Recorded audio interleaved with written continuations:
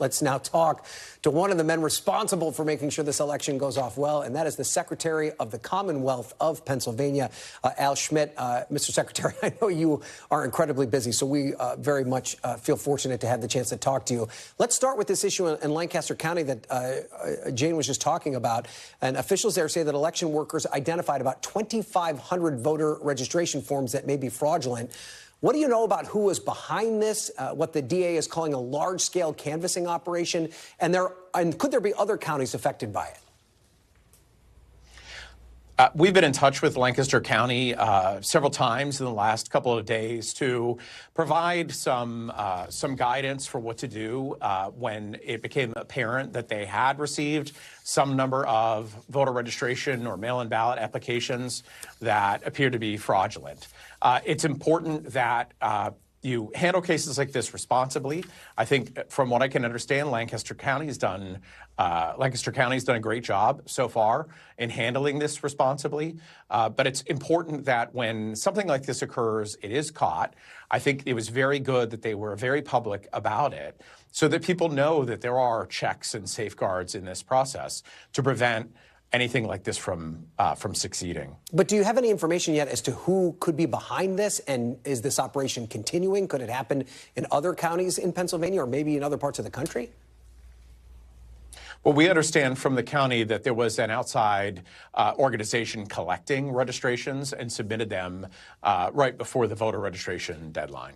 Okay, so how do you then reassure your constituents, the voters in Pennsylvania, that there won't be fraudulent ballots cast if there are attempts like this to make that happen?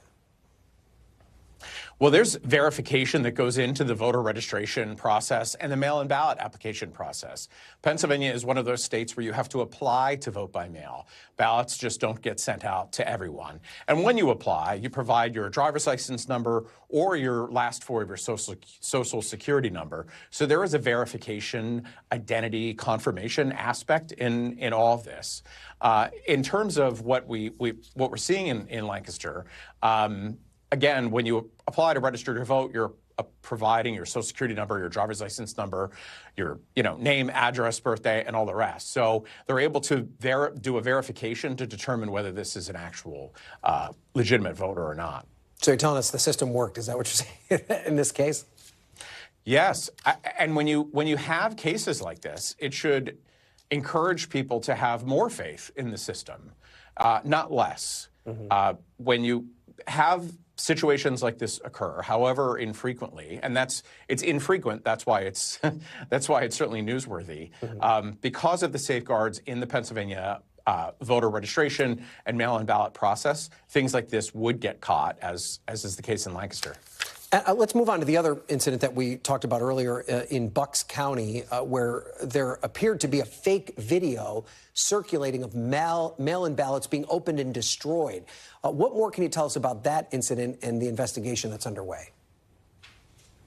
You know, it's interesting. From talking to people who are around elections and election administration a lot, it is conspicuously fake.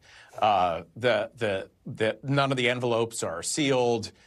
There's no return address on any of them or anything else like that. So it really stands out to us. But probably for most voters, it could look convincing. And that's distressing, because things like this are really intended to keep people from voting or to undermine confidence in our election results.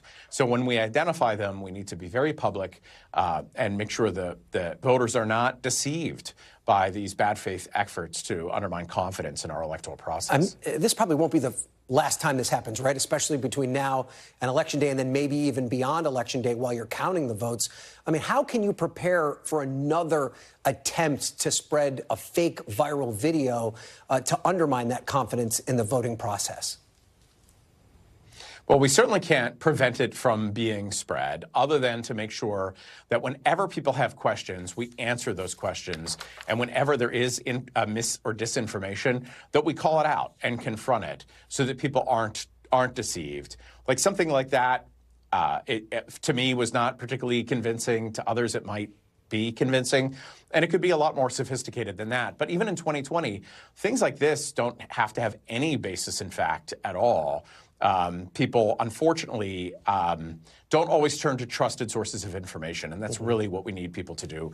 Turn to trusted sources of information when it comes to answering your questions about elections. And let's talk about another challenge that you and your colleagues are facing, and that's foreign election interference. I want to play something from CISA Director Jen Easterly from earlier today. Take a listen.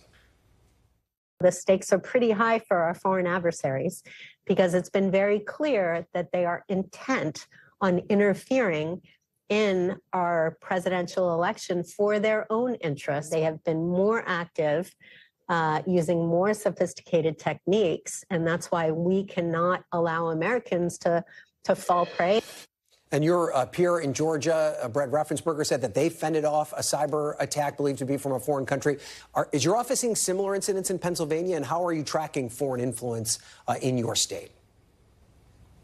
We work very closely with federal, state, and local partners to make sure that our election infrastructure is secure, especially as it relates to any cybersecurity threats. We work closely with the Pennsylvania National Guard and others who are always testing and monitoring our systems so that even if there is an attempt, however unsuccessful, we'll be aware of it. And we've reported on steps that other states have taken to ensure the safety of their election workers. One example being Maricopa County in Arizona. Their tabulation centers are even going to have snipers on the roof and drones to protect the election workers there. Are there counties in Pennsylvania that are increasing security because of similar safety concerns? You know, one development from a lesson learned in 2020 is the Shapiro administration organized an election threat task force that I lead that's made up of federal, state, and local partners involved in law enforcement and election administration, so that if we do encounter any of the ugliness that many of us experienced in 2020, everyone will be prepared. We have open lines of communication. Law enforcement can do its job, so our election officials can do their job, which is the sacred responsibility of counting voters' votes, and not let them in any way be intimidated by threats of violence or anything like that. Okay, Secretary Al Schmidt, I hope you get some sleep between now and November 5th, sir. We appreciate your time. No chance. Thank you very much. Thanks for watching. Stay updated about breaking news and top stories on the NBC News app or follow us on social media.